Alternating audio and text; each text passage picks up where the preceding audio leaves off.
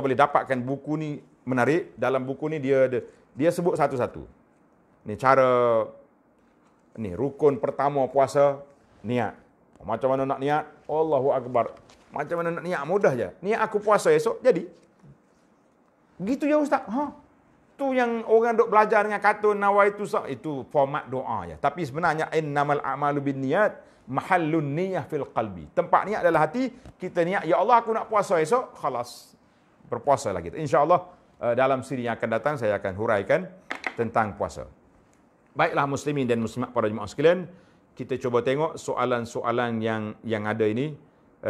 Kalau perlu kita jawab dengan segera, sekadar masa yang ada ni, sekadar ringkas ni, insya-Allah.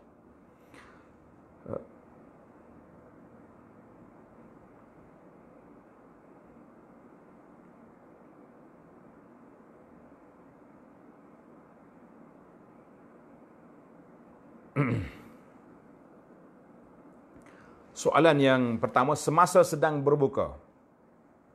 Kita tengah duduk buka puasa. Ni menarik ni kan. Soalan yang pertama, semasa kita sedang berbuka puasa, orang azan, kan? Allahu Akbar, Allahu Akbar. Kita pun bismillah, puak masuk. Jawabnya na'am. Kena jawab azan. Sebab Nabi kita SAW ketika mengarahkan sahabat, iza sami'tumul muazzin, bila kamu dengar tukang bang, faqulu misla ma yakum, kena kata seperti dia kata. Jadi kita kena kata, walaupun sambil, yalah betul-betul lah makan tu, jangan. Kita nak, kan kita tahu ni tak ada sibuk nak pergi mana-mana dah. Nak kerja pergi masjid pun tidak. Jadi kita makan cara perlahan-perlahan, makan buah tamar dulu, kemudian minum air, lepas tu kita doa, solat maghrib, lepas tu kita makan lah. Masuk waktu isya, kita berhenti solat, masya-Allah, tabarakallah. Soalan yang cuba tanda. Soalan yang kedua, kalau musafir ke negara yang tempoh puasa amat panjang, ada rukhsah ke tidak kita boleh ikut tempoh waktu di Mekah? Saya tak boleh nak jawab secara mutlak sebab panjang pendek itu waktu tu berbeza. Waktu berbeza. Matahari naik tak sama. Kan ada negara yang beza dengan kita Malaysia, contoh Mekah dengan kita sini. 5 jam. Takkanlah kita nak ikut waktu dia. Dia buka puasa, kita buka juga. Lama tak mungkin. Maka ini agak sukar. Tak boleh ikut. Cuma kalau kita nak ikut hari mereka berpuasa dengan berhari raya, itu ada wajib. Sahabat saya dulu, seorang sahabat kita, pensyarah universiti, dia pergi buat PhD dalam bidang bahasa Arab di Jerman. Jerman komunis, tak ada orang Islam situ. Jadi waktu tu anak duduk di Mekah, dia duduk telefon, dia kata, Ustaz, dah puasa raya dah tempat kita. Kata tak lagi, tak istihar lagi. Kenapa? Dia kata kita sini kita ikut Mekah je raya. Tapi kalau dari sudut waktu berbuka tak berbuka lah. Setiap negara ada matlak dia. Cuma negara yang terlalu panjang, bagaimana itu kita kena khusus kita pergi kepada kita pergi kepada majlis fatwa yang akan menentukan, insya-Allah. Baiklah para jemaah, itu soalan yang kedua. Soalan yang ketiga, apa kaifiat? Bahaya kaifiat ni. Orang yang melakukan hubungan badan suami isteri bulan Ramadan, yang mana kejadian yang berlaku 10 tahun yang lalu dan masih belum bayar fidyah, apa yang perlu dilakukan sekarang? Kita kata Masya Allah, Tabarakallah. Saya tak pastilah ayat ni ayat berlapik.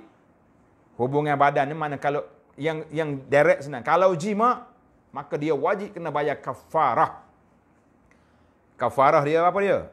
Kena puasa 2 bulan berturut-turut.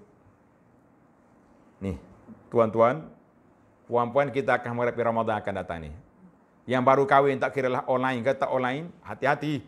Jangan buat kerja tengah hari Ramadan. Puasa 2 bulan berturut-turut. Kalau tak mampu, kita berpindah kepada bayar kafarah.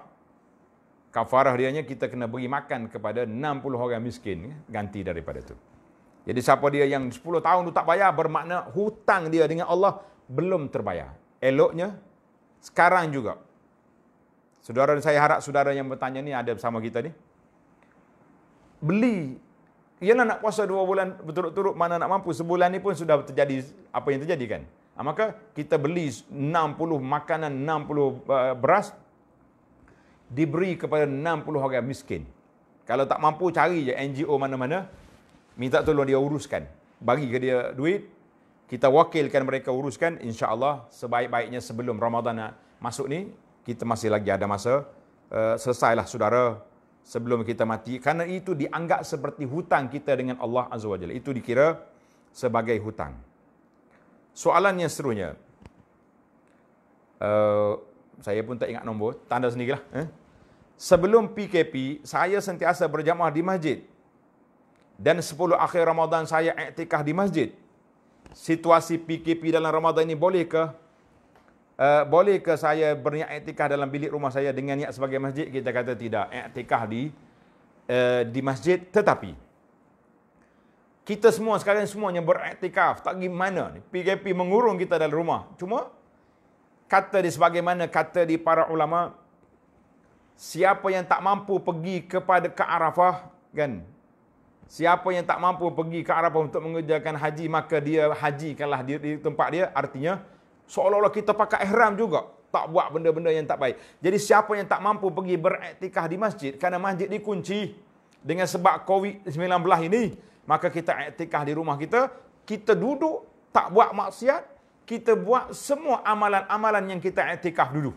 Apa yang kita iktikaf dulu? Kita baca Qurannya dengan kita ni duduk. Kita cakap dengan anak-anak, cakap dengan ibu dia, bapa duduk dalam bilik ni, bapa nak iktikaf sini. Malam-malam kita duduk baca Quran, kita tahajud setelah kita berterawih dengan keluarga kita. Alhamdulillah.